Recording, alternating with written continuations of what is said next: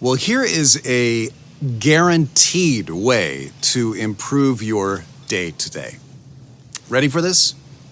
Just keep your eyes open to the wonder.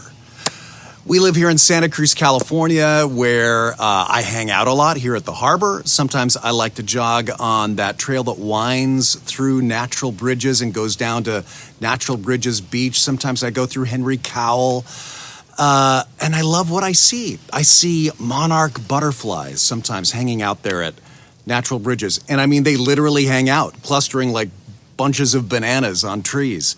I love running through that grove from the monarchs all the way down to the beach because that whole path is just bursting with life. On a warm day at Natural Bridges, the butterflies just float all around you. Then at the same time, down at the beach, you see little shorebirds racing the waves. You look up, you see pelicans gliding through the sky. When it's low tide, in the tide pools, you can see sea stars and hermit crabs and anemones.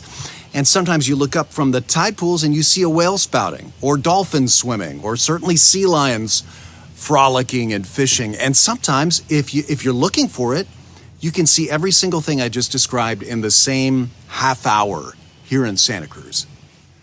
But you know, most days, as much as I love living here, I don't notice any of that stuff because I'm not looking for it. I'm distracted by the busyness of life. You know, I heard somebody say that a lot of us, most of us probably ask God to open our minds and enlighten us before we read the Bible or maybe hear a sermon. But rarely, if ever, do we ask God to reveal himself to us when we look at the ocean or rocks or birds or children or flowers. Yet that was the kind of wonder certainly enjoyed by Bible writers, like in one of my favorite Psalms, Psalm 104, verses 24 and 25. It says, "How many are your works, O Lord? In wisdom you made them all. The earth is full of your creatures. There is the sea, vast and spacious, teeming with creatures beyond number, with living things both large and small." I love how the psalmist noticed. So try today to very intentionally notice God's handiwork all around you. I guarantee you this, it'll encourage you because you'll be noticing God, his power, his creativity. And I invite you to do something else. Notice the difference that noticing makes. How are you changed when you see evidence of God's creative work all around you? Oh, and here's another suggestion. Why not tell God about what you see? Tell him, thank you.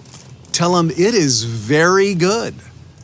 Remember, God is always revealing himself to you. So keep your eyes open for the wonder today.